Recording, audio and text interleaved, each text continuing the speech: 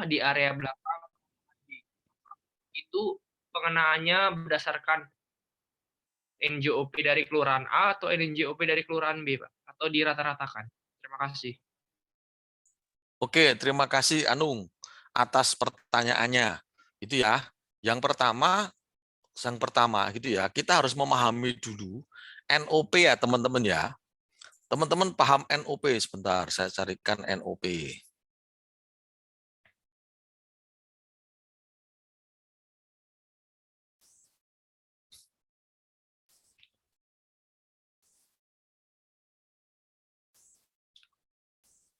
Nah, ini teman-teman ya. Yang pertama, teman-teman harus memahami dulu NOP PBB P2. NOP PBB P2 berbeda dengan NOP dari PBB P5L ya. Nah, di NOP PBB P2 ada provinsi, ada kabupaten, berarti ada beberapa digit ini ya. Urutannya seperti ini, teman-teman bisa lihat sendiri gitu ya. Ada provinsi, ada kabupaten, ada kecamatan, ada desa, kelurahan, blok, dan seterusnya. Dan seterusnya. Terus kemudian si Anung memiliki objek-objek gitu ya, katakanlah jangan berupa rumah. Kalau rumah ya ada yang terletak di kelurahan itu ada, tapi lebih cenderungnya kok jarang kalau rumah ya. Kalau yang agak sering itu misalnya sawah, tegalan, atau kebun gitu ya. Tapi kebun milik pribadi ya, kebun milik pribadi. Tapi kalau kebunnya DJP banyak, karena luasan kebunnya DJP itu bahkan bisa lintas provinsi, bahkan bisa lintas kabupaten kota. Gitu ya, Pak, bisa lintas kabupaten kota. Nah, kita ngomongnya yang PBB P2. Kalau kita ngomongnya PBB P2, kebun itu memungkinkan, misalnya kita punya kebun jati, kita mempunyai sawah yang luas, kita mempunyai galan yang luas, itu memungkinkan untuk berbeda kecamatan atau berbeda desa atau kelurahan. Nah, otomatis kalau tanah kita kecamatan otomatis mempunyai dua NOP yang berbeda, ya akan mempunyai dua NOP yang berbeda. Karena bisa berbeda kelurahannya, bisa berbeda kecamatannya. Tapi kalau berbeda RT RW masih bisa satu ini apa namanya? Satu SPPT PBB. Tapi kalau sudah beda desa atau beda kecamatan gitu ya, kalau wilayah administrasi dalam satuan kecilnya desa itu berbeda, itu sudah pasti SPPT PBB-nya akan lebih dari satu. Nah, karena zona nilai tanah tadi dalam satu wilayah desa atau dalam satu wilayah kelurahan, makanya kalau berbeda desa atau kelurahannya akan mengakibatkan zona nilai tanahnya juga berbeda. Nah, kodenya juga bisa berbeda. Tapi NJOP-nya bisa sama, bisa juga berbeda. Ya, NJOP-nya bisa sama, bisa juga berbeda. Saya contohkan, Jalan Sudirman yang ada di Jakarta Pusat itu meliputi dua kota madya, yaitu kota Jakarta Selatan dan kota Jakarta Pusat. Kota Jakarta Pusat itu wilayahnya mencakup dua kecamatan, yaitu Kecamatan Tanah Abang dan Kecamatan Menteng. Nah, di dalam Kecamatan Abang sendiri, Tanah Abang sendiri, ada Kecamatan Gelora, ada Kelurahan Gelora, terus kemudian ada Kelurahan Karet Tengsin, ada kelurahan yang lain. Nah, walaupun berbeda kelurahannya, namun NJOP di Jalan Jenderal Sudirman itu tetap sama. Misalnya 80 juta per meter tadi. Namun bisa juga gini, namun bisa juga berbeda, namun bisa juga berbeda. Contohnya, di Jalan Ciledug Raya, itu di sebelah kanan jalan, misalnya gitu ya, kalau dari arah Tangerang, kalau arah Tangerang menuju Jakarta, itu di sebelah kanan jalan, itu wilayahnya kota Tangerang. Di sebelah kiri jalan, itu wilayahnya DKI Jakarta. Tapi NJOP di DKI Jakarta lebih tinggi daripada NJOP yang ada di kota Tangerang. Kenapa? Ya mungkin orang menilai lebih prestis punya rumah di Jakarta dibanding di Tangerang, walaupun itu satu jalan. Satu jalan, tapi hanya sebelah kanan hanya kota Tangerang, sebelah kirinya Jakarta Selatan. Nah, KTP-nya KTP Kota Tangerang, mengakibatkan nilai itu bisa berbeda.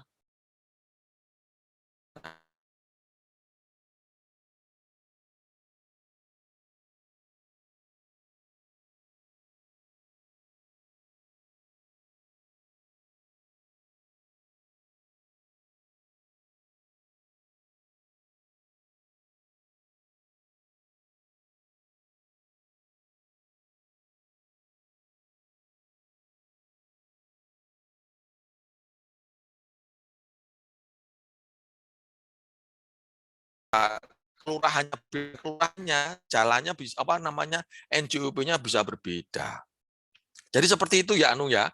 Jadi yang pertama tadi SPPT-nya kalau sudah beda desa, beda kecamatan, pokoknya minimal beda desa aja, itu sudah dibuat lebih dari satu SPPT. Terus kemudian NJOP-nya bisa sama, bisa beda.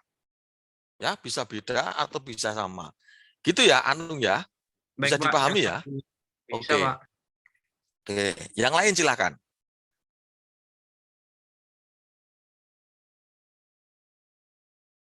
Belum ada? Saya lanjut. Sebentar teman-teman ya. Saya izin ke belakang sebentar aja.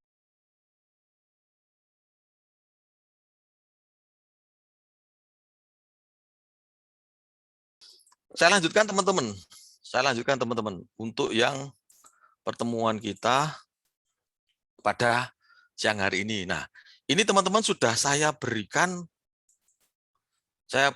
ini apa namanya materi. Ada beberapa materi yang saya berikan. Yang pertama mengenai slide ini, terus kemudian ada PDF dari saya memberikan PDF karena filenya besar, makanya saya PDF. Terus kemudian ada modul dari Dusko untuk 3 dan 4, ada video.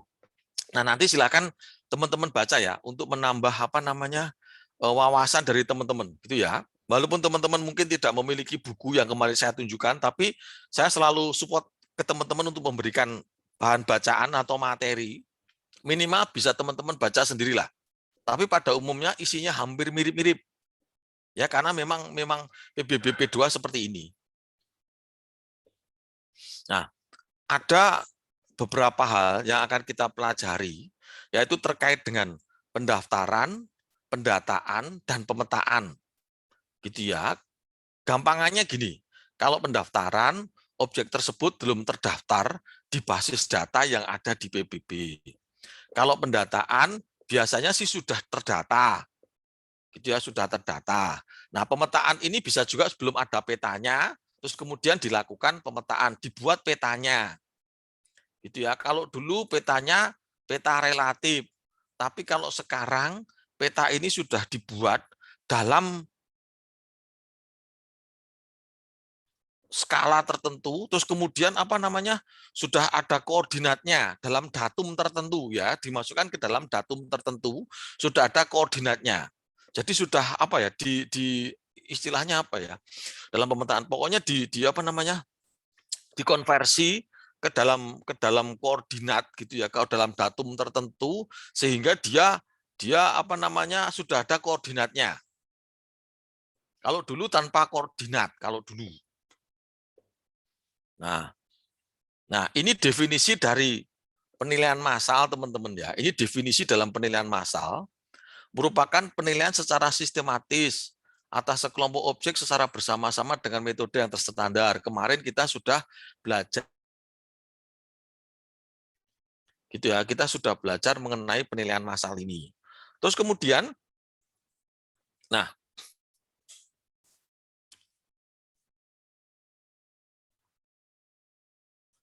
pendaftaran secara pasif berarti inisiatif dari subjek pajak untuk menandatangani SPOP SPOP. Jadi melakukan pendaftaran gitu ya. Pendaftaran itu berarti dilakukan oleh wajib pajaknya yang aktif datang ke tempat pelayanan untuk mengisi dan menandatangani SPOP dan SPOP.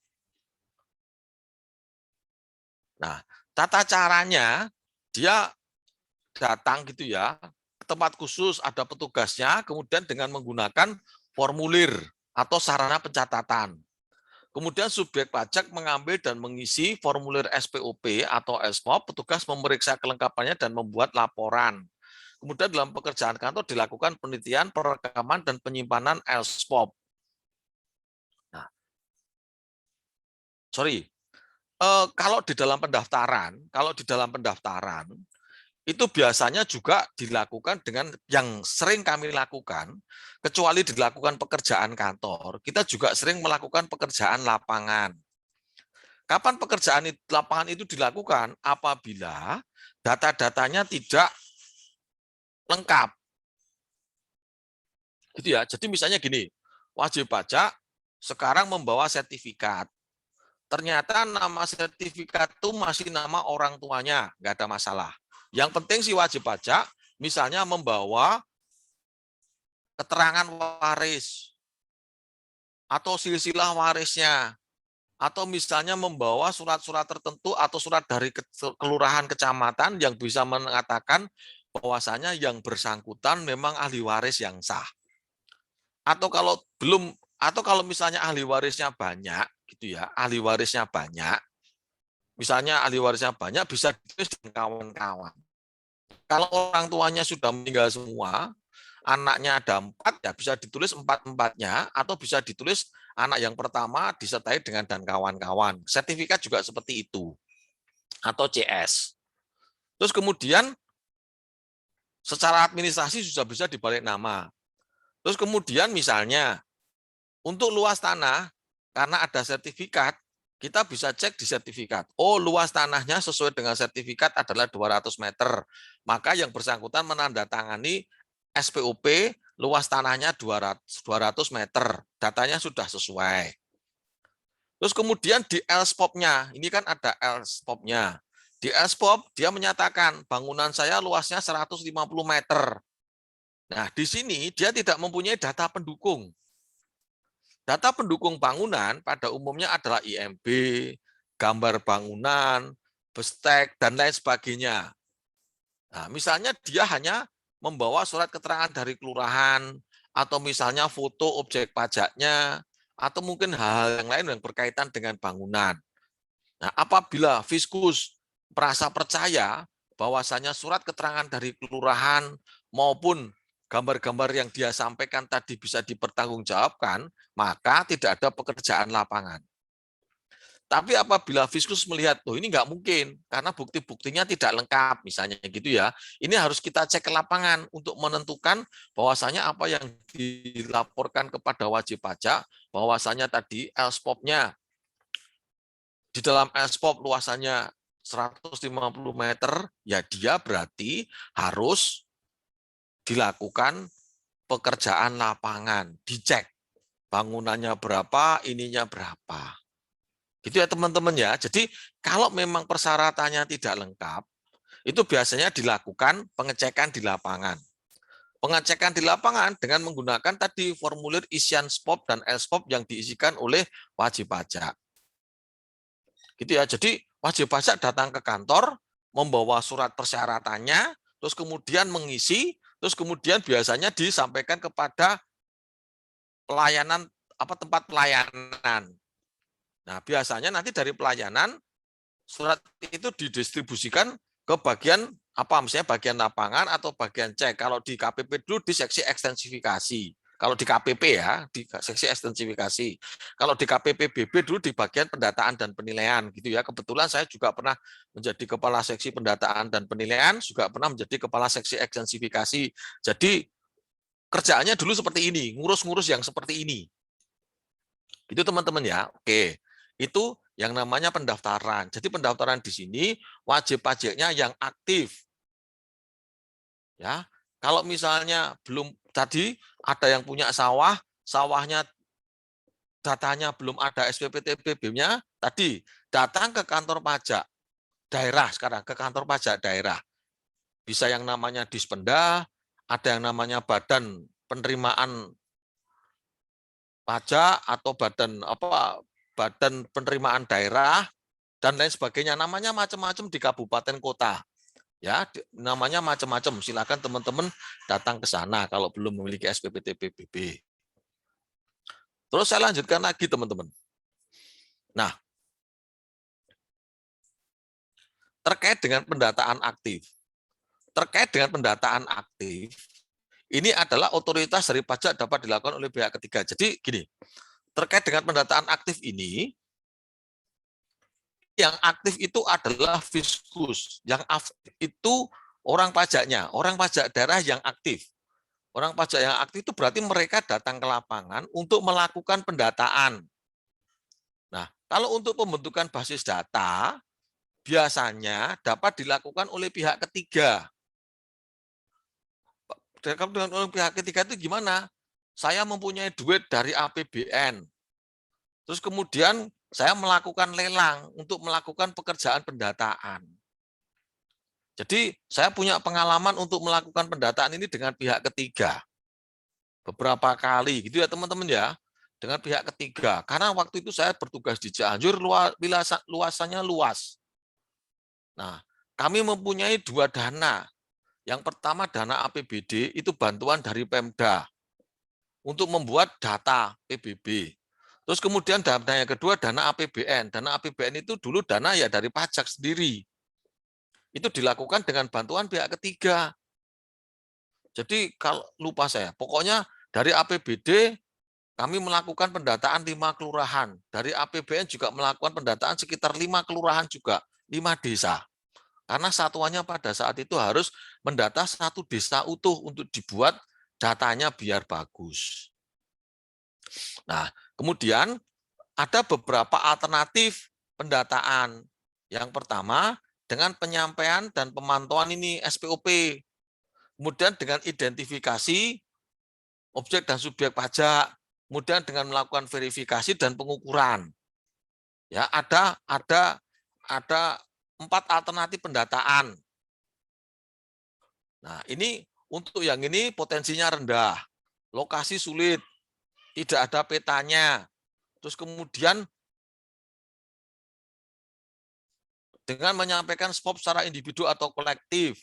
Terus standar kerjanya diharapkan dapat diperoleh 20 SPOP setiap hari. Artinya dengan muter, dengan mendata, itu mendapatkan data 20 objek per hari. Ini kayak orang sensus.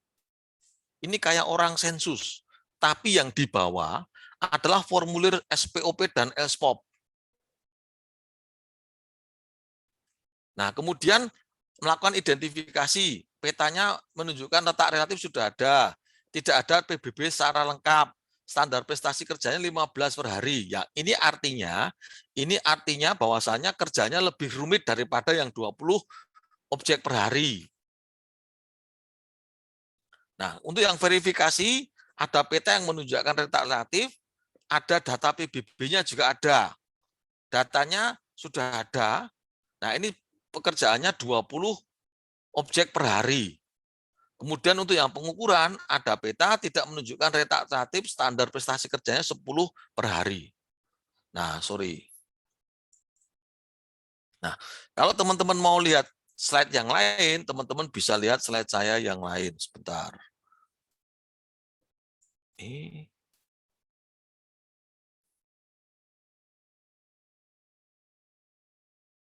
Nah, ini.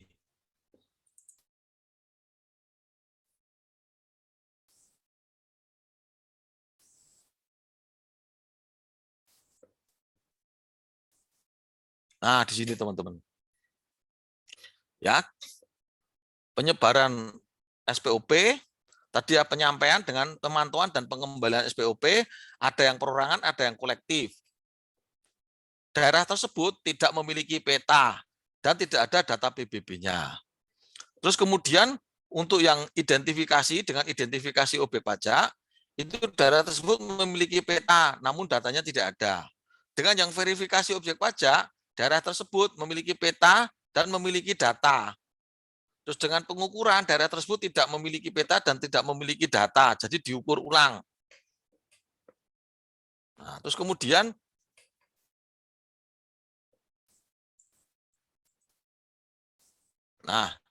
nanti dibaca sendiri nih. Pendataan dengan penyampaian dan pemantauan pengembalian SPOP, alternatif ini hanya dilaksanakan pada daerah yang pada umumnya tidak mempunyai peta. Daerah ini terpencil atau mempunyai potensi PBB yang kecil. Jadi di daerah ini merupakan daerah yang tadi potensi PBB-nya relatif kecil.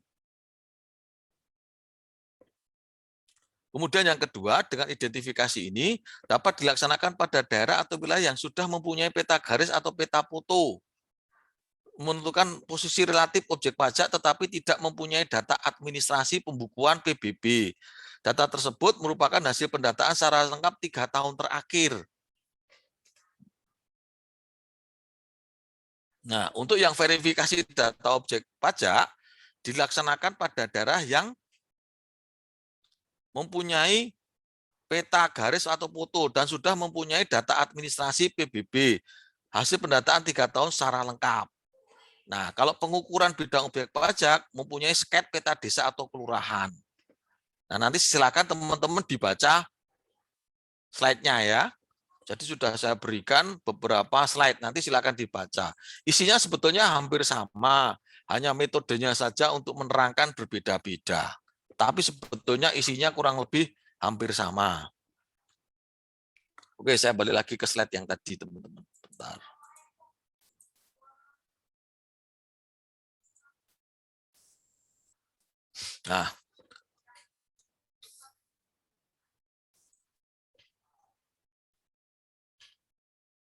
Nah, ini yang kemarin teman-teman ya, ini yang kemarin. Pendataan, ada beberapa pekerjaan yang sudah dilakukan gitu ya. Ada pekerjaan persiapan, ada pekerjaan lapangan, kemudian ada pekerjaan kantor. Ya, ada pekerjaan persiapan, ada pekerjaan lapangan, ada pekerjaan kantor. Kemarin sudah saya terangkan ke teman-teman apa pekerjaan persiapan, kemudian pekerjaan lapangan, dan kemudian pekerjaan kantor. Terus saya lanjutkan lagi. Nah, ini pekerjaan persiapan gitu ya, yang jelas di dalam pekerjaan persiapan itu dilaksanakan untuk membuat rencana kerja, melakukan penelitian pendahuluan. Jadi kira-kira daerah mana yang akan dilakukan pendataan PBB untuk pembentukan basis data atau pemeliharaan basis data. Terus kemudian membuat rencana kerja, terus membuat susunan organisasi, ketuanya siapa, penanggung jawabnya siapa, terus kemudian tugas pendatanya siapa, dan lain sebagainya. Terus kemudian sarana prasarana ini ya tadi formulir SPOP-nya disiapkan, terus kemudian ATK-nya disiapkan, terus kemudian surat tugasnya disiapkan, ada di sini. Koordinasi penyuluhan ini biasanya dilakukan untuk memberikan sosialisasi kepada wajib pajak, memberikan sosialisasi kepada wajib pajak. Kalau nanti misalnya didatangi oleh para petugas, apa-apa yang mesti disiapkan. Tadi kalau misalnya wajib pajak akan melakukan balik nama SPPT PBB atau misalnya mau mendaftarkannya, persyaratan apa yang mesti dia bawa. Misalnya namanya A mau diganti menjadi si B. Oh, tidak bisa hanya menggunakan formulir SPOP tok, tapi harus melampirkan data pendukung, misalnya fotokopi sertifikat tanah, terus kemudian KTP-nya, yang menandakan bahwasannya atas objek tersebut menjadi pemilikan wajib pajak tersebut. Terus kemudian melakukan penyusunan DPKB. Tadi ya teman-teman, DPKB ada dua. DPKB untuk penilaian massal, DPKB untuk penilaian individual. Untuk DPKB penilaian individual, untuk teman-teman yang pernah belajar bareng saya, penilaian properti residensial sudah saya bagikan DPKB untuk penilaian individual.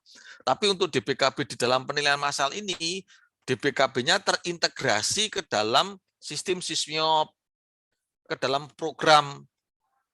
Jadi satu, tidak bisa dilepaskan. Jadi harus diupdate di dalam program tersebut. Gitu ya. Jadi dilakukan updating resource datanya. Nah, kemudian dilakukan pembuatan konsep peta desa atau peta kelurahan. Pada umumnya peta desa atau peta kelurahan sudah ada. Apalagi kalau sekarang kita download pakai Google aja sudah ada. Kalau enggak kita bisa minta ke Bakor Sultana, Badan Koordinasi Survei dan Pemetaan Nasional, atau misalnya kalau dulu di TNI AD Topdam apa ya.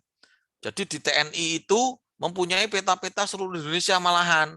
Kenapa? Ya karena TNI untuk berperang untuk pemetaan daerah-daerah, dia malah justru punya peta seluruh Indonesia untuk membuat strategi perang atau untuk memetakan daerah-daerah Indonesia, itu dulu malah punya dia.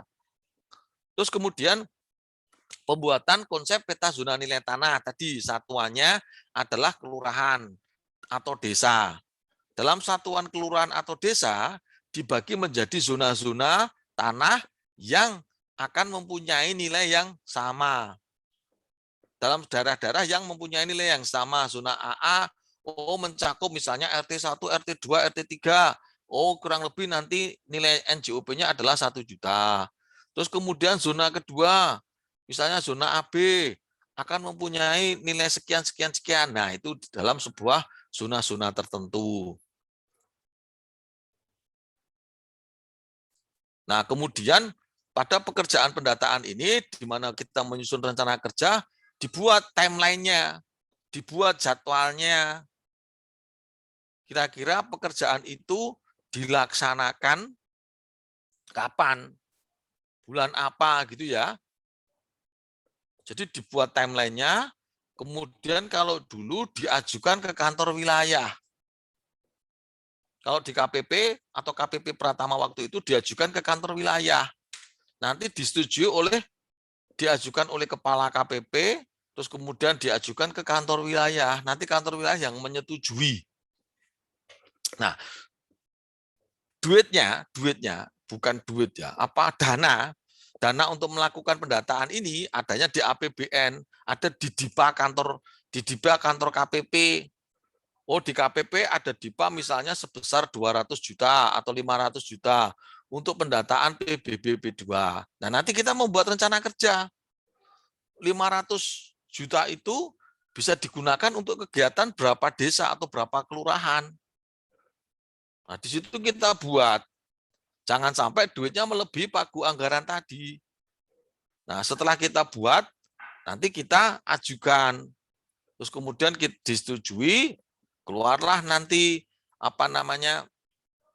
persetujuan, kita melakukan pekerjaan, nanti bisa pekerjaan selesai di SPJ-kan.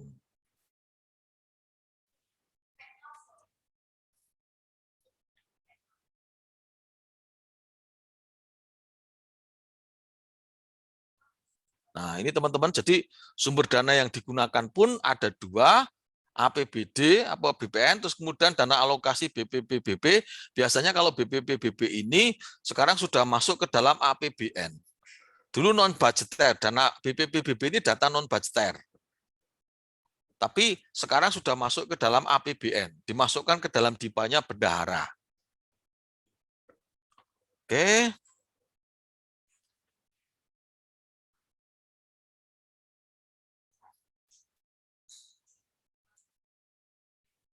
Oke teman-teman, sementara saya itu dulu dari slide yang ini. Nanti untuk penjelasannya akan saya jelaskan dengan slide yang lain. Untuk slide yang ini, karena slide ini digunakan untuk kepentingan pertemuan 3 dan 4. Untuk pertemuan 3, saya kalau ada pertanyaan silahkan. Sebelum saya berganti menggunakan slide yang lain. Silakan kalau misalnya ada teman-teman yang mau menanyakan dulu. Ada hal-hal yang belum dipahami, silakan.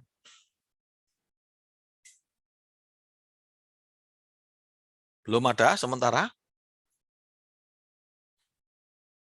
Oke ya, kalau belum ada, saya lanjutkan. Oke, saya lanjutkan. Oke, sebentar, pembentukan basis data.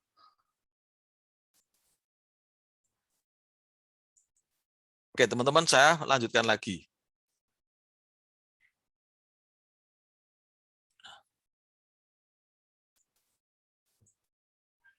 Nah, ini teman-teman, kita belajar mengenai pembentukan basis data. Lebih nyaman menggunakan slide yang ini.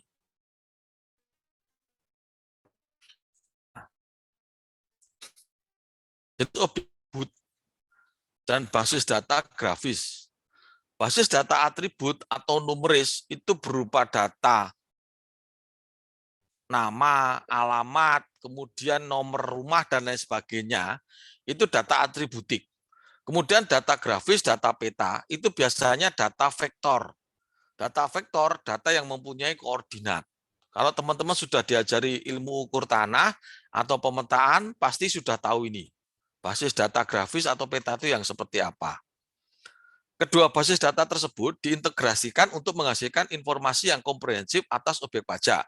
Jadi dua tadi, di dalam peta tadi, di dalam bidang tanah tadi, dimasukkan data atribut ini. Jadi data atribut itu dientrikan ke dalam peta. Jadi ada peta bidang, ada berapa banyak bidang, terus kemudian di dalamnya ada atributiknya. Oh, atributik nomor 1 itu, peta bidang nomor 1 miliknya si A, peta bidang nomor 2 miliknya si B, peta bidang nomor 3 miliknya si C, begitu seterusnya. Itu ya. Nah, ini contohnya, ini data-data atributiknya. Nah, ini diintegrasikan di sini, dimasukkan ke dalam data bidang yang ini. Kalau dulu namanya peta SIG, SIG PBB, Sistem Informasi Geografis, ada bidang-bidangnya. Terus kemudian diintegrasikan ini, terus kalau misalnya informasinya, itu nanti akan memberikan informasi yang seperti di bawah ini. Gambar objek pajaknya seperti ini, rumah, posisi letaknya ada di sini, terus kemudian nama pemiliknya, informasinya seperti ini, dan ada beberapa informasi yang lain yang bisa dientrikan pada data tersebut. Nah, dulu namanya ini adalah smart map. Gitu ya, dulu namanya smart map. Dulu namanya smart map. Jadi ini data atributiknya, ini data vektornya, data petanya tadi, yang ini informasi yang diperoleh berdasarkan gabungan dari data atributik dan data vektornya. Nah, pembentukan basis data. Pembentukan basis data merupakan rangkaian kegiatan untuk membentuk suatu basis data yang sesuai dengan ketentuan SISMIOP. Kalau dulu namanya SISMIOP, gitu ya. Tapi kalau sekarang ada pemerintah kabupaten kota yang masih menggunakan nama SISMIOP, ada juga yang sudah diubah. Kemudian di dalam SISMIOP ada pendaftaran tadi, sudah saya terangkan, ada pendataan. Terus kemudian ada penilaian, serta pengolahan data objek dan subjek PBB. Menggunakan komputer pada suatu wilayah tertentu dapat dilakukan oleh KPP Pratama atau pihak lain yang ditentukan oleh Direktorat Jenderal. Ini saya masih menggunakan definisinya DJP, karena aturan yang dirujuk masih menggunakan aturan DJP. Gitu ya. Ya kalau sekarang tentunya dilakukan oleh pemerintah daerah. Tentunya pemerintah daerah di sini adalah kabupaten atau kota. Atas seizin mesti bupati atau wali kota. Gitu ya. Tapi kurang lebih pembentukan basis data itu seperti ini. Jadi datanya itu atas wilayah tersebut belum memiliki data PBB. Kalau toh misalnya sudah ada datanya, tapi belum mempunyai struktur SISMIOP. Struktur SISMIOP apa tadi? Yang punya NOP tadi, ya. Yang saya sebutkan saya tadi kan memberikan ini ya NOP tadi.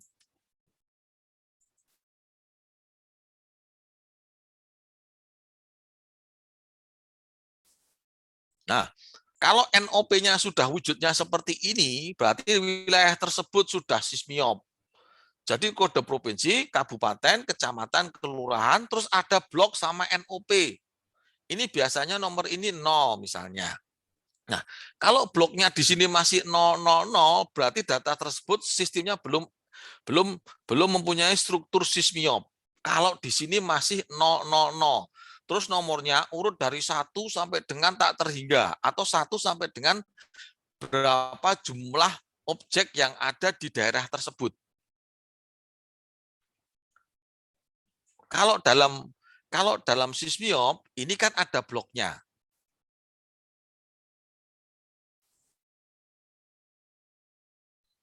Sebentar ya.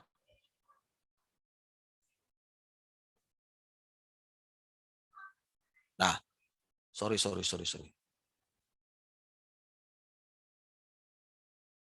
Saya mau memberikan penjelasan kepada kalian blok itu seperti apa. Takutnya belum paham tentang blok. Sebentar.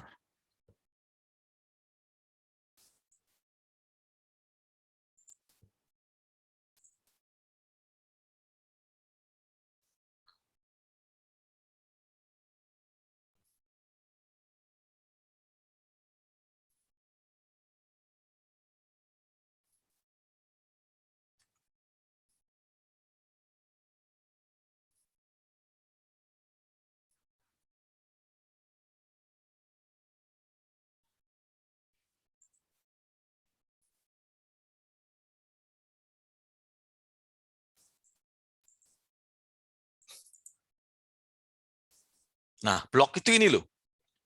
Dalam satu kelurahan dibagi menjadi blok. Ya, blok ini loh. Dalam satu kelurahan dibagi menjadi blok.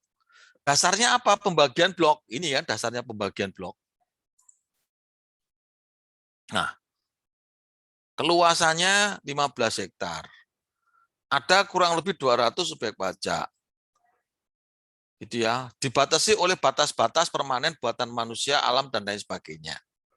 Ini. Jadi di dalam satu blok itu NJOP-nya macam-macam nggak apa-apa. NJOP-nya macam-macam nggak apa-apa. Nah, kalau sudah jadi blok, baru dibikin ZNT. Nah, tadi ya, AA sama AB itu ada di blok 1, nggak apa-apa. Nih, blok 1 di sini. Di sini tadi ternyata ada AA sama AB. Nggak apa-apa. Jadi blok itu yang penting ini pembagian blok isinya 15 hektar. Terus kemudian keluasannya 15 hektar. Nanti dipa oleh ini zona nilai tanah yang berbeda nggak apa-apa. Nggak ada hubungannya antara blok sama zona nilai tanah yang berbeda. Yang penting satuannya kelurahan. Dalam satu kelurahan bisa terbagi menjadi beberapa blok, bisa terbagi beberapa zona nilai tanah. Tumpang tindih nggak apa-apa. Cuman yang penting dalam satu kepemilikan nggak bisa rumah saya itu depannya zona AA, belakangnya zona AB gitu nggak bisa. Bisa kecuali kalau sertifikatnya berbeda. Tapi kalau utuh nggak bisa, harus ikut salah satu. Seperti stan. Stan itu kalau kan walaupun sertifikatnya banyak, tapi bisa jadi itu satu kepemilikan stan, satu penguasaan stan. Itu dibuat satu zona nilai tanah tersendiri bisa. Ya, jadi bisa dibuat zona nilai tanah tersendiri untuk stan. Karena wilayahnya ada di Jalan Bintaro Utama Raya, terus kemudian di Jalan Ceger Raya, terus di tengahnya menggembung. Dibuat zona nilai tanah tersendiri bisa. Gitu ya. Oke ya, jadi blok itu bisa dalam satu kelurahan terdiri dari beberapa blok. Ini dalam satu kelurahan ada 1, 2, 3, 4, 5, 6, 7. Ada 7 blok dalam satu kelurahan. Zona nilai tanahnya bisa jadi ada 1, 2, 3, 4, 5, 6, 7, 8, 9, 10, 11, 11. Nggak ada masalah. Yang penting ini sudah berstruktur sismiop tadi. Nah, kalau yang belum berstruktur sismiop, ini nggak ada blok. Jadi nomor rumah, nomor bidang itu darinya.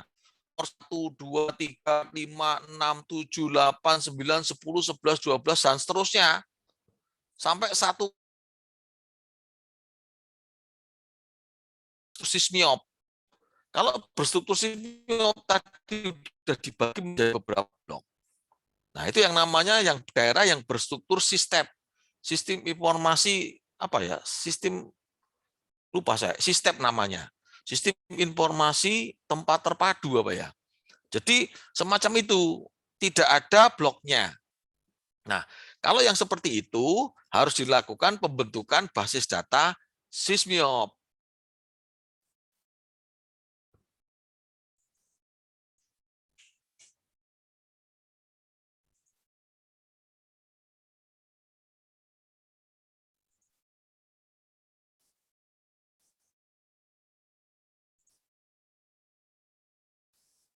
Nah, ini.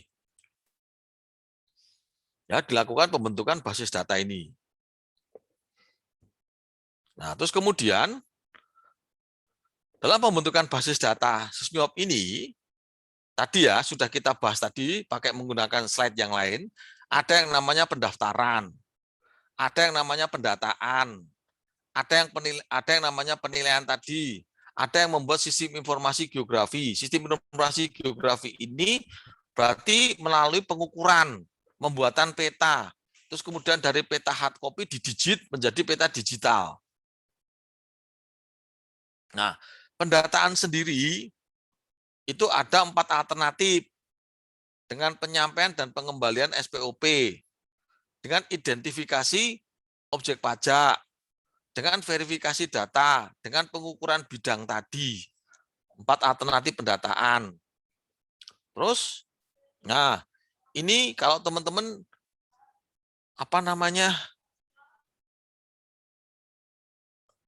melakukan pendataan dengan formulir SPOP, ini formulirnya SPOP. Nah, pendaftaran ini subjek pajaknya aktif, ya subjek pajaknya aktif. Itu ya dengan pendaftaran. Terus kemudian, nah dalam hal subjek pajak belum mendaftarkan objek pajaknya dan kantor pelayanan pajak melakukan pendataan, maka subjek pajak wajib mendaftarkan objek pajaknya ke petugas pendataan. Jadi subjek pajak mendaftarkan apabila memang belum ada objek pajaknya, didaftarkan terlebih dahulu untuk diterbitkan SPOP-nya. Sorry, untuk diterbitkan SPPT-nya. Nah, kalau pendaftaran, kegiatan yang dilakukan oleh subjek pajak dalam rangka mendaftarkan objek pajaknya dengan cara mengambil, mengisi, dan mengembalikan formulir SPOP ke kantor pelayanan pajak tempat yang ditunjuk. Kalau sekarang ya berarti ke pemerintah daerah atau tempat-tempat yang ditunjuk. Jadi subjek pajaknya aktif untuk mendaftarkan objek pajaknya dengan mengambil, mengisi, atau mengembalikan SPOP ke kantor pelayanan pajak.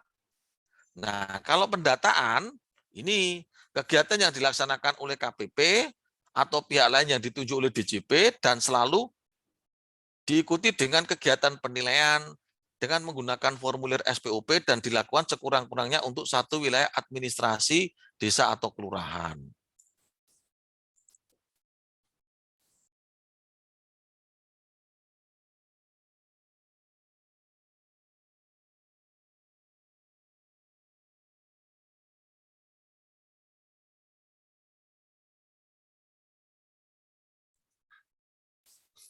Nah, ini teman-teman ya. Jadi bedanya pendaftaran sama pendataan. Ini kan juga sama nih. Ini di apa namanya? Definisi berdasarkan KEP 533 yang saya berikan ke teman-teman kemarin kalau teman-teman sudah baca. Ya kalau teman-teman sudah baca, ini definisinya antara pendaftaran sama pendataan.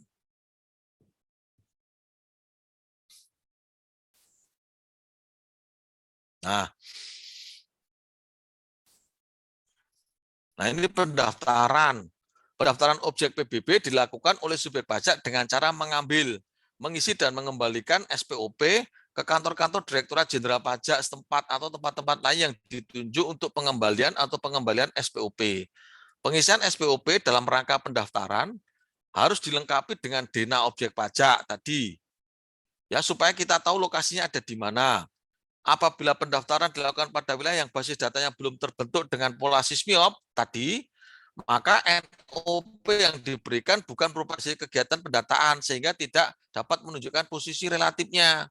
Tadi loh ya, kalau misalnya NOP-nya tadi masih 00 di bloknya, berarti susah untuk mencari dia ada di posisi mana karena juga tidak ada petanya. Maka hasil kegiatan tidak dapat menunjukkan posisi relatifnya. Terus kemudian pada saat persiapan pelaksanaan untuk melakukan pembentukan basis data tadi, mempersiapkan tempat pendaftaran dan menunjuk petugas. Ada petugas-petugas yang ditunjuk. Terus kemudian mempersiapkan formulir tadi, sarana dan prasarana, ada SPOP, SPOP, dan tanda terimanya. Nah, memang tanda terima ini agak jarang diberikan, karena pada umumnya kayak sensus. Langsung kita datang, kita data, dia suruh tanda tangan, dibawa lagi. Kalau formulirnya kita bagikan kepada WP, WP malah bingung isinya gitu ya, nanti juga baliknya lama, biasanya kita kayak sensus ngisinya, kita datangi wajib pajak tanda tangan. Itu lebih efektif dibanding formulirnya kita bagikan kepada wajib pajak, terus kita ambil satu persatu, biasanya masih banyak formulir yang kosong karena wajib pajak tidak bisa mengisi. Tapi kalau seperti yang kemarin, formulirnya sudah kita isi, misalnya kalau memang sudah pemeliharaan basis data, tapi kalau pembentukan basis data memang masih kosong. Nah, terus kemudian untuk pekerjaan kantor, setelah data-data itu masuk, setelah formulir masuk, kemudian bisa dibundle SPOP-nya, kemudian dilakukan perekaman data. Jadi input data, entry data yang ada di SPOP ke dalam komputer, ke dalam aplikasi Sysmiop tadi. Ya, setelah data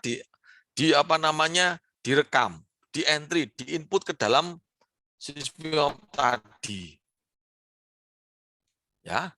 Nah, tentunya pekerjaan kantor ini, gitu ya, pekerjaan kantor ini akan dilaksanakan setelah pekerjaan lapangan selesai. Nah, pekerjaan lapangan apa saja? Ini subjek pajak mengembalikan formulir SPOP dan LSPOP. Petugas tempat pendaftaran memberikan atau menerima kembali dari WP. Petugas di kantor menata usahakan formulir SPOP dan LSPOP yang disampaikan langsung oleh WP melalui petugas pendaftaran lewat pos, serta meneliti kebenaran pengisiannya, selanjutnya memberi NOP serta kode ZNT dan menandatangani pada kolom petugas gitu ya. Jadi pada umumnya wajib pajak gitu ya, wajib pajak masih belum bisa mengisi formulir SPOP ini, SPOP dan SPOP ini, maka diisikan oleh petugas. Nah, kemudian setelah dari lapangan, maka dilakukan pekerjaan kantor tadi, entry data. Setelah entry data selesai, kemudian dicetak formulir keluarannya. Sebelum dicetak SPPT, itu dicetak dulu daftar hasil rekamannya. DHR-nya dicetak dulu. Nah, di DHR dicetak sambil dicek antara SPOP sama entry datanya sudah betul atau tidak. Kalau oke, baru kemudian dicetak SPPT-nya. Kemudian SPPT dan STTS-nya, kalau memang STTS surat tanda terima setorannya dicetak, kemudian didistribusikan kepada wajib pajak. Ya. Kalau sekarang cetak STTS itu jarang dilakukan. Kalau dulu surat tanda terima setoran itu kayak bukti lunas PBB disampaikan karena bisa membayar di desa. Ya, kalau atau di drop ke bank. Kalau sekarang sudah online, bank sudah mencetak langsung. Sehingga tidak perlu mencetak STTS. Jadi siapa yang bayar akan dicetakkan STTS. Kalau dulu STTS dicetak oleh kantor PBB di drop ke bank. Nanti bank tinggal ngambilin STTS-nya. Kalau sekarang nggak seperti itu. Sistemnya sudah berbeda. Terus kalau DHKP itu daftar himpunan ketetapan pajak. Jadi DHKP itu ada apa? Tetapan PBB-nya.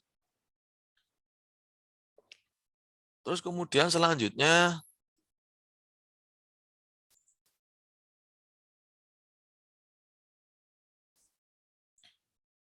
nah, ini pada tahap persiapan melakukan penelitian pendahuluan. Tadi ya, berapa luas wilayahnya, perkiraan luasnya, seperti kemarin sudah. Terus kemudian penyusunan rencana kerja, pembentukan tim pelaksana, pengadaan petanya, terus kemudian penyusunan DPKB dan penyeluhan. Ini pekerjaan lapangan.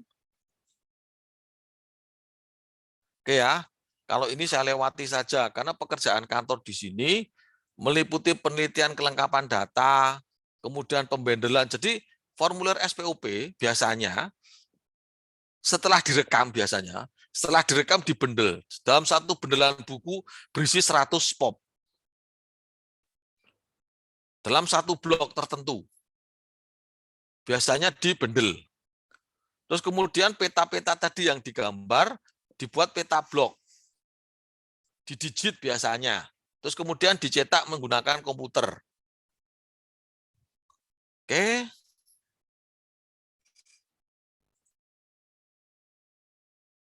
Oke. Sebelum saya lanjutkan yang ini, mungkin teman-teman ada yang mau ditanyakan dulu.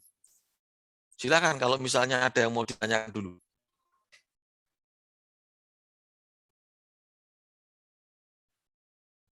Masih belum kayaknya, Pak. Ya, masih belum Masih belum ada, teman-teman? Oke, belum ada ya. Oke, saya lanjutkan. Kalau misalnya belum ada, saya lanjutkan lagi. Nah, ini teman-teman ya. Oke, ini nanti silakan dibaca sendiri kalau yang ini. Saya terangkan yang penting-penting dulu. Ini tadi sudah. Nah, oke. Ini merupakan tahap persiapan ya, pengadaan sket peta desa atau peta kelurahan. Peta ini apabila ada gitu ya, itu biasanya meminta peta, meminta itu membeli biasanya. Ada biaya. Jadi misalnya untuk fotokopi peta desa atau kelurahan itu ada biayanya. Nah, biasanya tadi instansi pembuat peta tadi, ada kalau dulu yang namanya Badan Koordinasi Survei dan Pemetaan Nasional, Bako Sultanal, atau instansi-instansi yang menyediakan peta. Nah, bisa. Kalau sekarang mungkin dari Google mungkin bisa kali ya. Terus kemudian tapi yang resmi ya, di sini artinya gini, peta ini sudah berkoordinat. Terus kemudian dibawa ke lapangan oleh pendata itu. Terus nanti para pendata itu mencoret-coret peta ini. Dalam peta kelurahan ini mereka akan membuat batas-batas imajiner tadi. Blok sama NOP. Nah, gitu ya. Jadi peta di sini peta desa kelurahan itu kan ada jalannya, ada apa namanya kondisi jalan dan lain sebagainya. Nah, nanti mereka akan membuat bidang-bidang itu ada di sini untuk membuat peta blok. Terus atau kalau misalnya tidak ada peta desa atau peta kelurahan, mereka akan membuat sket dengan peralatan yang ada. Tapi pada umumnya sudah ada. Kalau membuat sket itu misalnya gini, wilayahnya terpencil nun jauh di sana, mau nggak mau harus membuat peta sendiri. Ya, wilayahnya nun jauh di sana misalnya di apa namanya di bawah gunung misalnya. Agak susah kan misalnya gitu ya, belum ada petanya ya mau nggak mau buat sendiri. Tapi pada umumnya sudah ada peta. Google aja udah ada, masa kita kalah sama Google ya? Nah, kalau belum ada, sebetulnya bisa kalau dulu dengan citra satelit atau menggunakan foto udara. Ya, untuk menentukan peta kelurahan dengan citra satelit atau foto udara. Terus kemudian, nah pembuatan konsep peta desa atau peta kelurahan.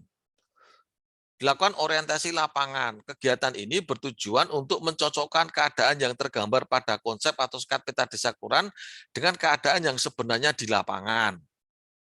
Dalam hal terjadi perubahan detail di lapangan, terutama detail lapangan yang akan jadikan batas blok, maka perubahan tersebut akan digambarkan pada konsepnya. Nah, terus kemudian membuat batasan blok tadi, batas blok. Penentuan batas blok sesuai dengan kaidah peta blok, yaitu memperhatikan karakteristik fisik yang tidak berubah dalam kurun waktu yang lama. Pemberian nomor blok. Nomor blok yang terdiri dari 3 digit dimulai dari kiri atas barat laut, di peta dengan menggunakan angka Arab dan disusun secara spiral sesuai dengan arah jarum jam. Jadi muter gini. Blok 001, blok 002, blok 003, terus ke kiri. Blok 004, 05, terus turun lagi. 6, 7, pokoknya spiral, muter. Gitu ya, spiral. Bloknya tadi dibuat, misalnya mengikuti jalan, mengikuti sungai. Dalam satu batas kepemilikan, blok tidak bisa memotong batas kepemilikan.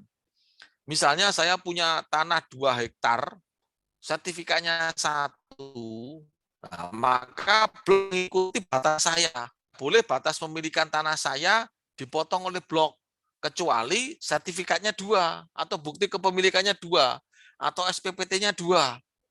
Tapi kalau sertifikat saya 1, misalnya saya punya tanah 1 hektar, terus kemudian bloknya harus mengikuti tanah saya.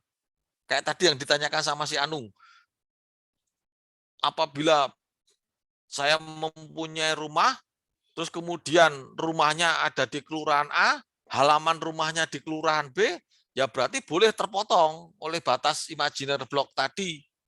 SPPT-nya boleh 2, karena memang sertifikatnya 2. Nggak mungkin kan sertifikat tanah ada 1 di dalam 2 desa yang berbeda. Pasti sertifikat tanah pun juga dalam desa yang berbeda akan ada 2 sertifikat. Nggak bisa dijadiin 1. Oke, terus kemudian saya lanjutkan lagi. Nah, peta. Peta yang digunakan di dalam administrasi PBB. Ada peta desa atau peta kelurahan. Peta desa menggunakan skala 1:5.000. Kalau peta kelurahan biasanya 1:2.500. Kalau desa itu adalah wilayah perdesaan. Wilayah perdesaan itu ya sawah, gunung, kebun, dan lain sebagainya. Pokoknya menggunakan ciri-ciri perdesaan. Kalau kota itu ya ciri-ciri perkotaan, ada keramaian gitu ya. Makanya dinamakan PBBP 2. Perkotaan ya perumahan, terus kemudian ada pasar, ada mall, kemudian jalan tol, dan lain sebagainya. Nah, kenapa petanya skalanya di sini lebih kecil? Karena di sini pertimbangannya tidak mempunyai ekonomi yang lebih baik dibanding di sini. Gitu ya. Jadi dampak penarikan pajaknya itu tidak begitu besar kalau di sini. Yang 1:5.000. Tapi kalau yang di sini lebih teliti karena lebih besar, karena di sini mempunyai dampak pemasukan bagi negara atau daerah yang lebih besar. Maka harus lebih teliti. Terus kemudian peta zona nilai tanah. Nah tadi ya, yang ada gambarnya merah, kuning, hijau, gitu ya, itu namanya peta zona nilai tanah. Merupakan peta yang memuat himpunan kelompok bidang tanah dan atau area tanah yang mempunyai nilai indikasi rata-rata yang sama dalam suatu peta blok atau dalam suatu kelurahan, peta zona nilai tanah kelurahan. Layout peta ZNT serupa dengan layout peta kelurahan. Betul kan? Satu kelurahan. Peta zona nilai tanah digunakan untuk membedakan area satu dengan lainnya sesuai dengan warna atau kode zonasinya. Nah, peta blok di sini merupakan peta yang menggambarkan sekelompok objek pajak beserta NOP-nya, nomor objek pajaknya, menggunakan skala 1:1000 atau 1:2500 untuk sektor pedesaan dan perkotaan. Jadi ada 2 yang digunakan, bisa 1:1000 atau bisa 1:1500. Tentunya yang satu yang lebih besar ya 1:1000 lebih teliti. Terus kemudian saya lanjutkan lagi. Nah,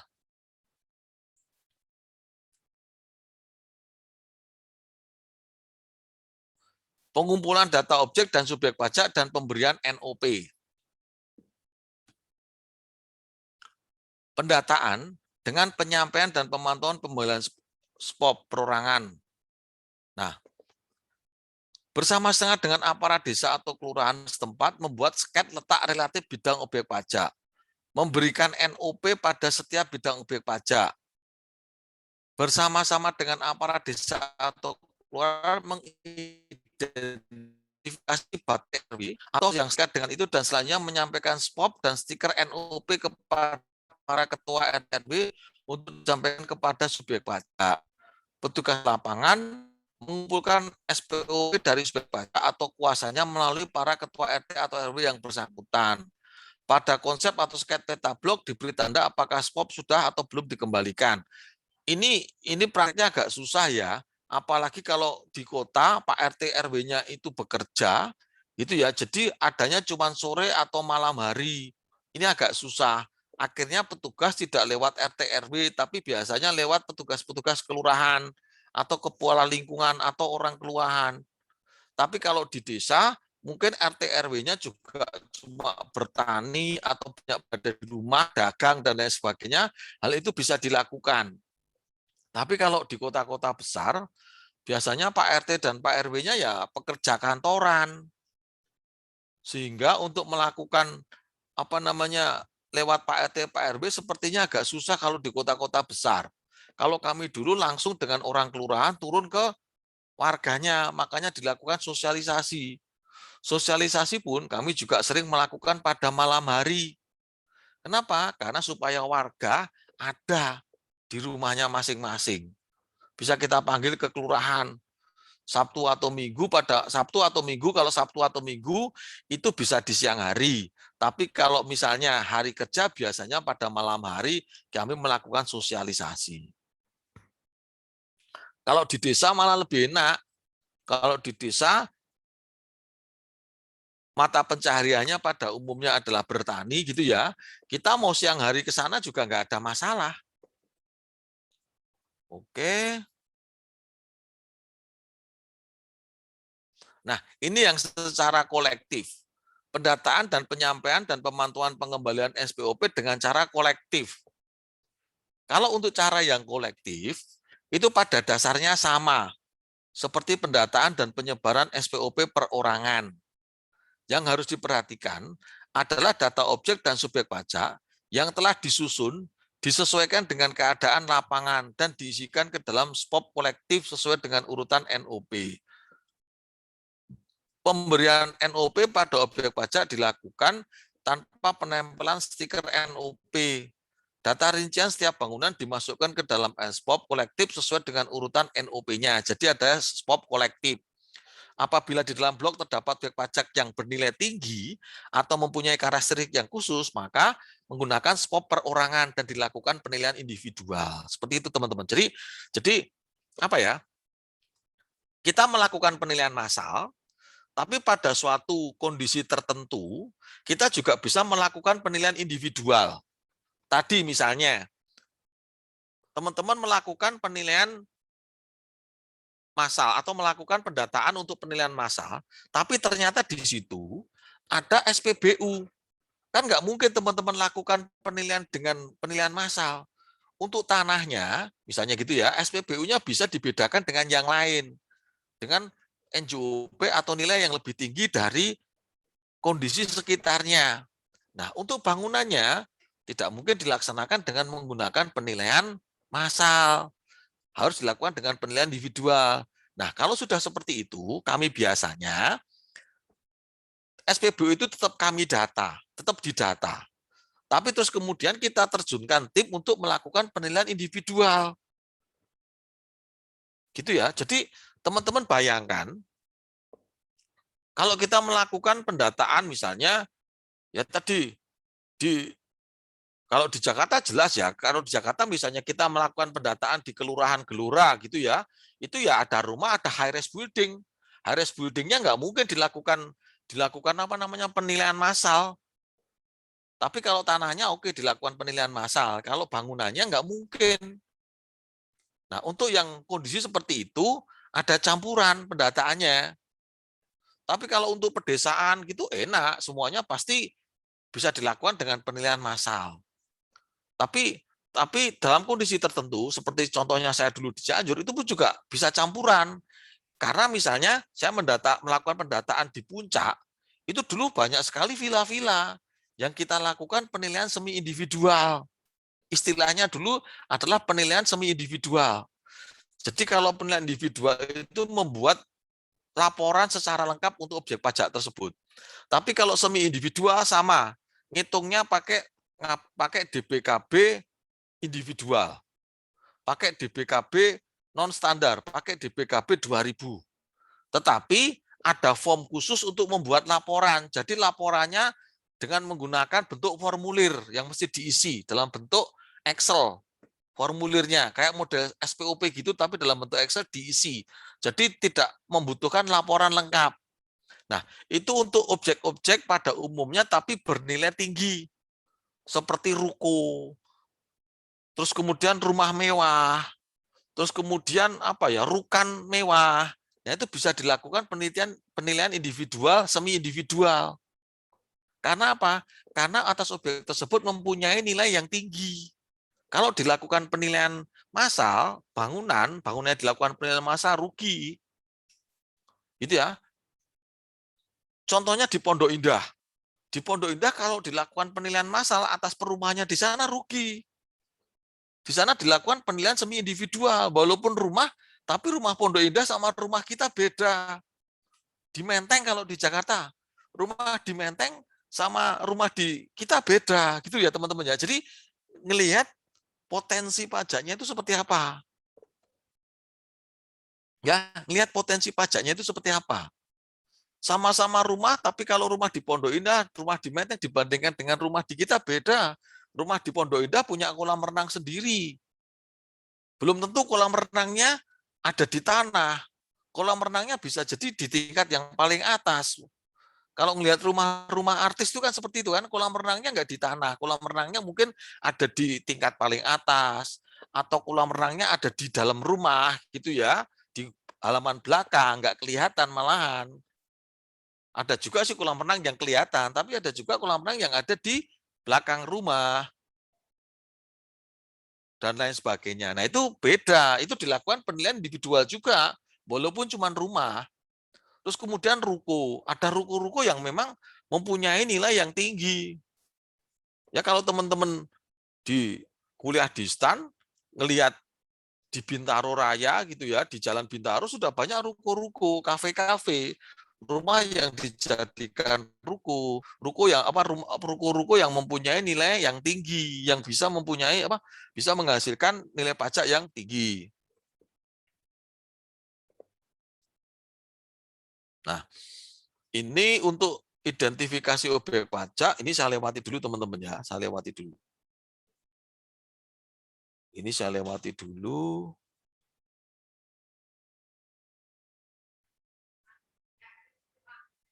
Sebentar, maaf ya, saya lewati.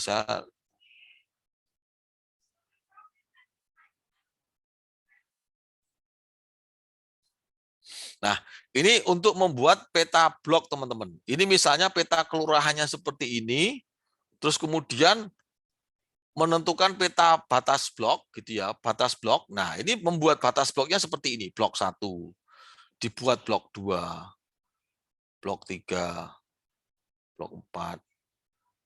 Nah, ini kita ngomongnya enak, teman-teman ya. Saya ngomongnya enak. Padahal di lapangan nggak mudah seperti ini. Ini kan garisnya lurus-lurus. Di lapangan belum tentu lurus ya. Ini harus mengikuti bidang loh ya. Batasnya harus mengikuti bidang. Ini nggak boleh motong bidang. Ya, tapi kalau misalnya ini di jalan boleh, sungai boleh. Tapi kalau misalnya ini batas bidang, ini nggak boleh. Ini harus mengikuti bidang. Batas-batas ini. Jadi bisa jadi ini naik turun gitu. Batasnya mengikuti bidang. Kalau ini kebetulan garis-garis lurus gitu ya. Tapi kenyataan di lapangan ini nggak garis lurus. Ini harus mengikuti gambaran apa namanya ukuran bidang di lapangan. Nah, sebentar ya. Nah, ini kan blok 1. Nah, blok 1 kan isinya tanahnya gini nih.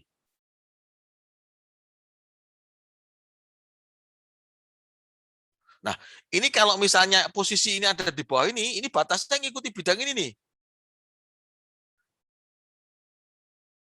Nah, jadi kalau misalnya nanti dibuat blok baru lagi misalnya, ini harus ngikutin ini. Ya kebetulan aja ini lurus gitu ya, kebetulan aja ini lurus. Nah, ini batas zona nilai tanah nih ya. Ini di sini zona nilai tanahnya AC 500.000 per meter persegi. Yang di sini AA 1 juta per meter persegi. Walaupun satu blok bisa jadi zona nilai tanahnya berbeda. Karena ketentuannya di sini adalah luasnya berapa tadi? 15 hektar dengan 200 objek pajak, kurang lebih ada di sini. Sedangkan kalau zona nilai tanah itu dalam satu kelompok mempunyai nilai yang sama. Dia tidak melihat jumlahnya objek pajak, tapi dia melihat nilai tanahnya yang sama. Ya, kalau blok melihat luasan dan melihat jumlah objeknya, kalau zona nilai tanah itu yang dilihat nilai tanahnya yang sama. Oke, saya balik lagi, maaf ya. Nah, dari sini pengukuran bidang objek pajak dilakukan blok demi blok dengan hasil berupa peta blok dan masing-masing bidang objek pajak diberikan nomor NOP sesuai tata cara pemberian NOP. Bila diperlukan, setiap bidang objek pajak dapat ditempel stiker yang menunjukkan NOP masing-masing bidang objek pajak. Jadi kayak sensus. Kalau sudah disensus, ditempel, sudah ikut sensus. Kalau ini kalau sudah ikut Sismiop, ditempel NOP-nya di situ. NOP-nya sekian. Terus pengukuran bidang objek pajak dilaksanakan dengan cara mengukur tiap-tiap sisi bidangnya, menggambarkannya dan mencatat ukuran tiap-tiap sisi pada peta kerja. Penentuan sisi bidang objek pajak ditentukan berdasarkan penunjuk oleh subjek pajak atau kuasanya. Jadi ada wajib pajak yang ikut membantu untuk apa? Melihat bidang-bidangnya ini ada di mana loh. Batas-batas blok, batas-batas bidangnya itu mana sih? Tanahmu itu ada di mana? Pada saat dilaksanakan pengukuran, hendaknya dilakukan penyampaian SPOP dan LSPOP. Ukuran yang dipakai perhitungan luas objek pajak adalah sesuai jarak pada bidang datar.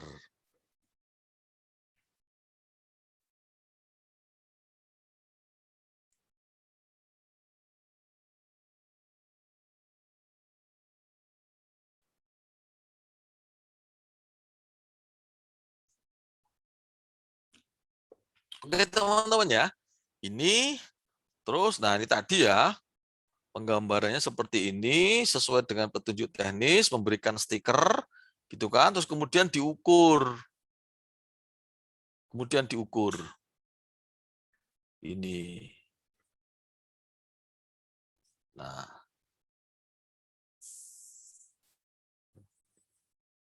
Sebentar teman-teman ya, saya izin minum dulu.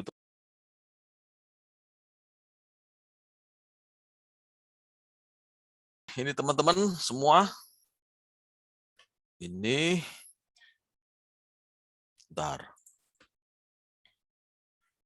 Nah, ini ukurannya teman-teman ya. Jadi bidangnya dibuat ukuran-ukuran untuk memudahkan membuat luasnya, mengukur luasnya. Ya, nanti buat luasnya. Oke.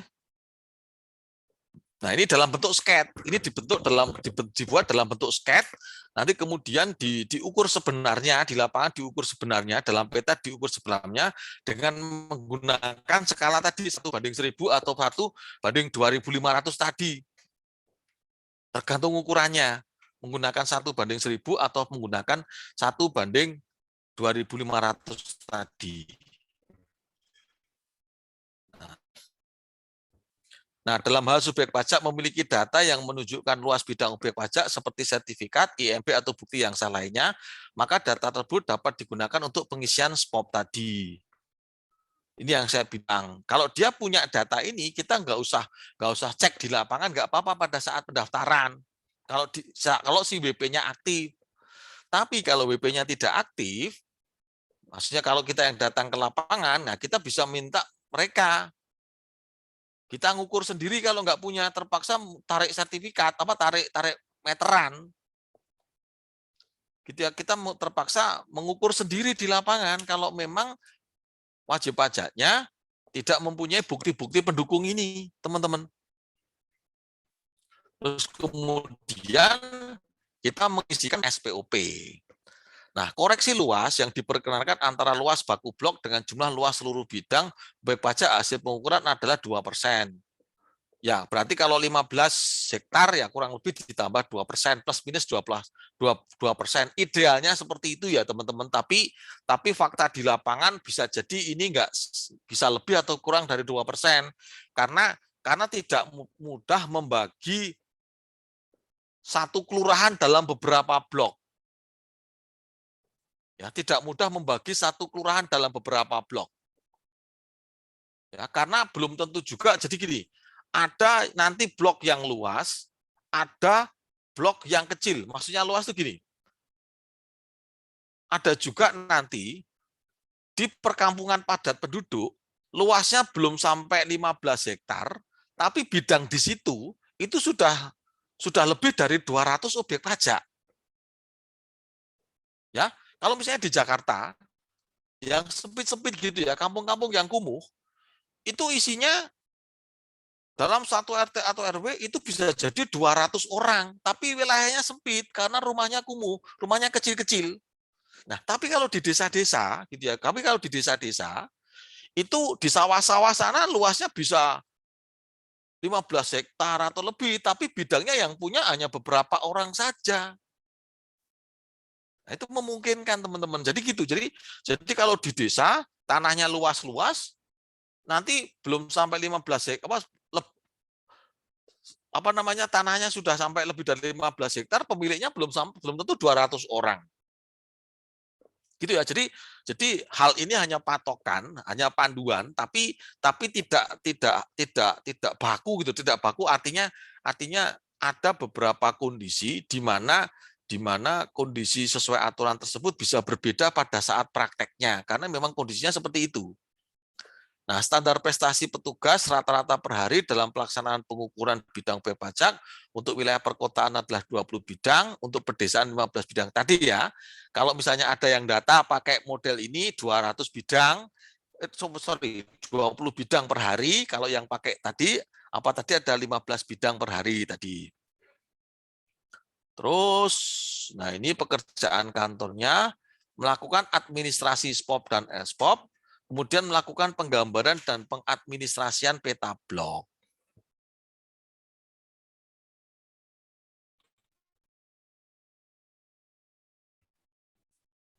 Oke. Nah, setiap bidang tanah dan bangunan digambarkan pada peta blok dengan tidak mencantumkan ukuran sisi bidang tanah dan bangunan. Kemudian ini garis penuh dengan, jadi ini kalau ini ukurannya ya dulu menggunakan rapido, dulu menggunakan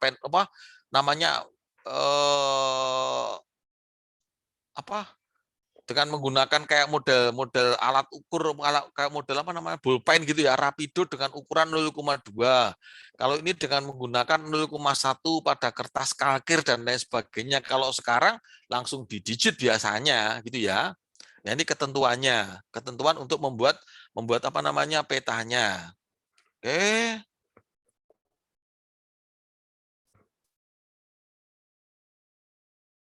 Nah, ini nanti silakan dibaca sendiri. Lembar peta blok digambar dengan drafting film. Oke. Nah, terus kemudian hasil akhirnya ada berupa peta blok manual. Peta blok manual itu peta blok yang digambar, terus kemudian digital. Ada peta desa kelurahan yang sudah digital, peta zona nilai tanah, dan daftar hasil rekaman. Daftar hasil rekaman itu dari formulir SPOP dan LSPOP yang di input, terus kemudian dicetak. Gitu ya, dicetak dalam bentuk tabel. Oke. Nah, ini contoh peta desa atau peta kelurahannya dibagi menjadi beberapa blok. Nah, nanti bidang-bidangnya digambarkan di sini. Nah, ini peta blok tadi. Ini peta blok ini blok 5. Jadi per blok 1 itu ada petanya sendiri seperti ini. Blok 2 ada petanya sendiri seperti ini. Blok 3 ada petanya sendiri. Nah, ini contoh peta blok 5. Peta blok 5 kelurahan A. Ini blok 5 ada di sini nih, di tengah ini nih. Nah, ini kan di sini diambil sini jadi blok 5. Gitu ya. Ini didigit nanti masuk ke dalam peta SIG. Sistem Informasi Geografis. Terus Nah, peta zona nilai tanah. Gitu ya. Walaupun tadi ada beberapa blok, tapi beda. Ini zona nilai tanah bisa nembus kemana-mana nih. Nah, untuk yang pinggir jalan raya, ini kan warnanya coklat semua. Untuk yang jalan keduanya ini warnanya merah ini. Ini ada jalan lagi di jalan raya ini warnanya biru, zona nilai tanahnya sama nih, biru semua. Nah, itu ya. Contohnya seperti itu, zona nilai tanahnya berbeda. Nah ini yang pinggir sini ungu semua. Yang di dalam sini ada orange, otomatis kurang lebih nilainya sama. Yang sini kuning dan lain sebagainya. Yang di pinggir jalan akan berbeda dengan yang ada di dalam. Oke, terus. Oke, nah ini kalau untuk digital hasil. Oke, ini menggunakan citra. Petanya nggak perlu. Nah, ini digital sih. Oke, teman-teman. Mungkin untuk materi yang ketiga, mungkin cukup sekian, teman-teman. Ini masih ada waktu 5 menit sampai dengan jam 2 atau jam 2 lebih sedikit. Silahkan kalau misalnya ada pertanyaan. Sorry, jam 3. Sorry, kalau misalnya masih ada pertanyaan. Saya berikan kesempatan untuk bertanya selama kurang lebih 5 menit sebelum kuliahnya saya tutup karena saya tadi butuh waktu untuk tadi mengisi portal PKN Sen. Silakan teman-teman kalau ada yang mau yang ditanyakan.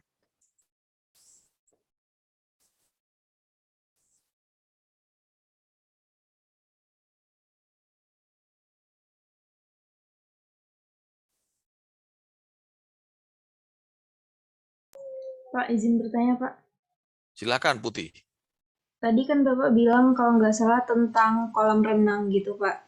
Nah, misalnya saat survei saat ini tuh belum ada gitu kolam renangnya, Pak. Terus ternyata setelah disurvei kayak 1 tahun kan nggak mungkin surveinya terus ya, Pak. Jadi itu kayak 1 tahun, 2 tahun Betul. selanjutnya ternyata dia dibangun kolam renang gitu, Pak. Nah, itu wajib dilaporkan apa nunggu petugas surveinya juga, Pak? Terus saya ingin tanya, kenapa kolam renang itu juga wajib dimasukkan gitu, Pak? Itu kan kayak cuma kayak penghias rumahnya aja gitu kan ya, Pak, ya, sebenarnya. Karena gini Putih, kolam renang kan merupakan fasilitas dari bangunan. Kolam Hmm. renang kan merupakan fasilitas dari bangunan. Kalau di definisi bangunan, pagar pun merupakan bangunan. Kalau di PBBP 2, pagar pun merupakan bangunan. Segala sesuatu yang merupakan pengembangan dari bangunan ya. Jadi kenapa masuk ke dalam bangunan juga? Karena di situ juga ada biaya. Kolam renang itu sama dengan biaya. Artinya kalau ada biaya, berarti biaya pembuatannya, biaya penggantian barunya bertambah. Kalau konsep penilaian dengan pendekatan biaya kan gitu. Ada kolam renang, berarti ada penambahan biaya untuk membuat kolam renang sehingga new reproduction cost atau biaya pembuatan baru atau biaya penggantian baru reproduction cost gitu kan, itu berarti ada penambahan sehingga akan menambah nilai bangunannya. Nah, terkait kapan dimasukkannya ke dalam SPPT PBB gitu ya, ke dalam fasilitas penunjang SPPT PBB, itu kalau misalnya pertama dia selesai membangun, dia melaporkan kepada pemerintah daerah. Ya, wajib pajak kalau seperti ini harus aktif. Kalau tidak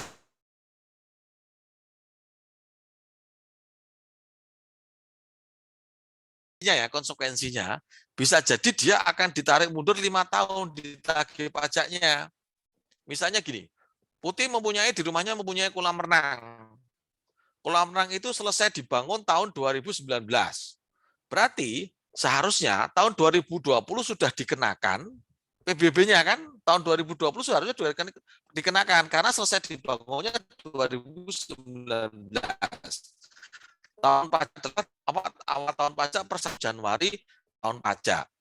Nah, apabila Putih tidak melaporkan, nanti kalau misalnya di tahun 2000 misalnya 22 ada pendataan baru, nanti ditanya, Putih ini mana kolam renangmu? Oh, ini dibangunnya di tahun 2000 di tahun 2019 seharusnya sudah dikenakan PBB di tahun 2020, di tahun 2021, di tahun 2022.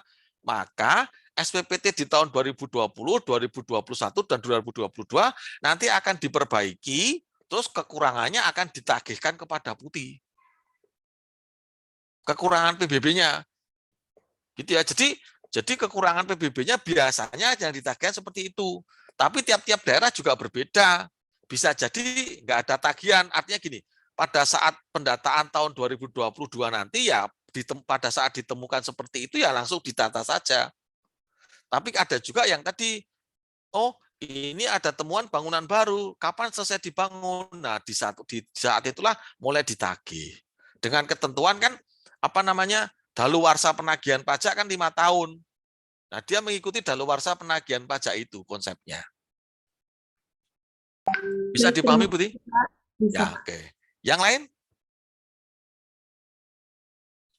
Teman-teman, karena waktunya sudah menunjukkan pukul 15:02, mohon maaf ya, saya akhiri pertemuan kali ini gitu ya. Kemudian untuk pertemuan minggu depan, insya Allah kita sesuai waktunya lagi di tanggal 22, gitu teman-teman ya. Nah, terus terkait dengan absensi, ini ada beberapa yang belum melakukan absen. Ayu Sri Adiningsih. Hadir, Pak. Ada ya? Belum absen Ayu ya? Belum, Pak. Oke, sebentar. Terus kemudian Fitriana Suci Cahya, Variani. Fitriana udah absen belum? Tadi sudah, Pak. Oke, di tempat saya refresh masih belum absen. Oke. Gak apa-apa, nanti saya absenin. Kemudian selanjutnya Muhammad Lutfi Nur Aziz. Hadir, Pak. Hadir ya. Oke. Selanjutnya Putih juga belum absen Putih di tempat saya. Oh iya memang Pak, agak susah sinyal di sini. Oke, nanti saya absenin. Terus kemudian Tesya Twinka Putri juga belum absen. Oke, nggak apa-apa. Oke teman-teman ya, mungkin bisa saya akhiri. Terima kasih atas waktunya gitu ya, karena ini memang kuliah pengganti di hari Jumat besok. Terima kasih. Wabillahi taufiq wal hidayah. Wassalamualaikum warahmatullahi wabarakatuh. Waalaikumsalam. warahmatullahi wabarakatuh. Terima kasih Pak. Terima kasih, Pak. Oke teman-teman ya, saya